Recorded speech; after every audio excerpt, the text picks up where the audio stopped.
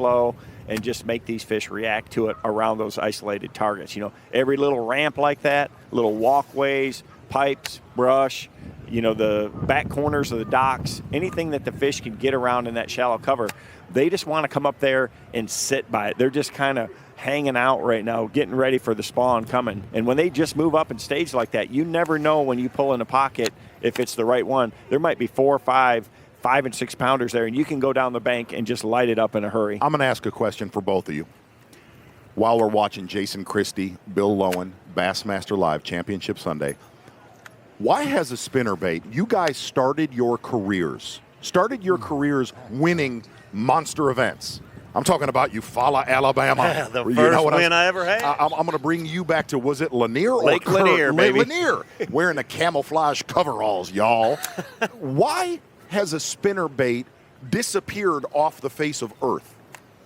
I don't think it has. I mean, it hasn't for me, but no, as far as tournament wins, the problem is we have so many choices to use now. Baits that take the same place. A swim jig, bladed swim jigs, swim baits themselves. There's a lot of other lures that cover it. I mean, the resurgence of the square bill crankbait. It's all lures that you can throw in the same zone that back in the day we just automatically went to a spinnerbait with.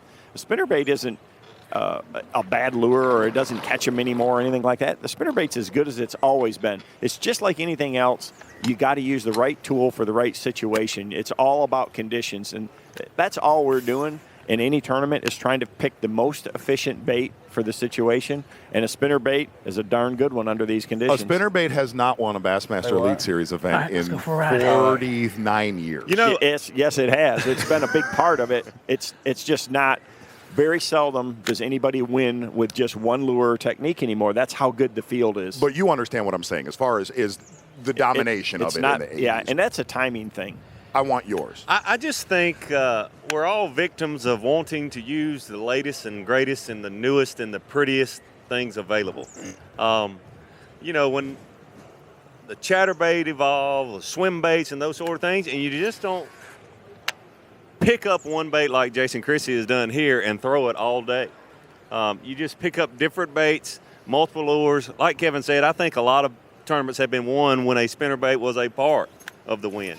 But, we can't remember, except maybe Brian Kershaw winning anybody picking up one bait like he has, whether it's a spinnerbait or a ribbon-tailed worm, and doing what he's done. It just goes to show you the level of confidence he has under these conditions with a spinnerbait. I mean, we've all seen it. And, for somebody like him to do that, it's really impressive. Again, you go back to somebody like Roland Martin or Guido Hibden or Stacy King or Larry right Dixon. There, These I guys will go know. shred Grand Lake with that Sea-Doo right now. You know what I mean? Other thing with Jason Christie. Final day of the tournament. He's supposed to win this tournament. He has literally every single one of his buddies are out there right now with him, watching him as far as spectators. What goes through your mind? Now, the other side of this, Edwin's not going to have a gazillion boats because of where he's fishing. Nobody wants to go up. When you won the Classic in Louisiana, I mean, you're off the grid, man. This is a different monster. What's going on in his head? Well, the Classic has changed so much over the years.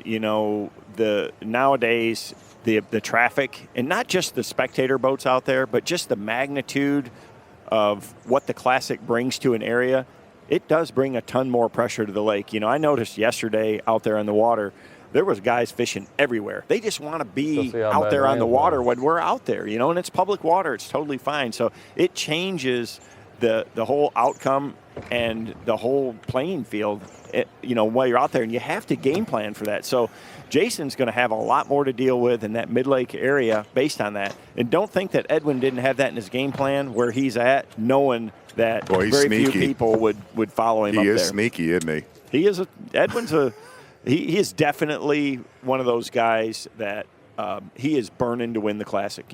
I heard it earlier in my career, the greatest angler to never win the Classic. Well, Edwin's hearing that same thing, and there's not many people that are more motivated than Edwin. I mean, he is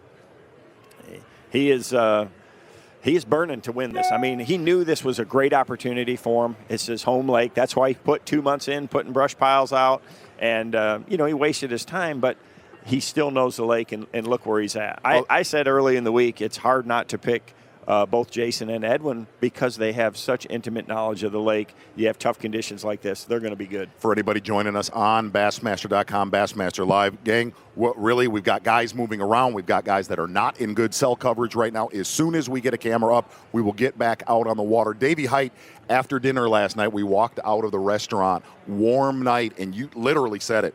It's going to be a different animal. It really is, and Edwin's proven that for sure. Back to what Kevin was saying about Edwin, he has a burning desire to win because, like Kevin said, you didn't go very long before you had won one. Now, I got lucky not to, but Edwin is absolutely one of the best fishermen on the planet, and that little phrase in the back of his head, but you've never won the big one. But if this goes down like it has, we both basically wrote him off after day one. I did. And that fire had to turn into a whirlwind inside him. Edwin just called again.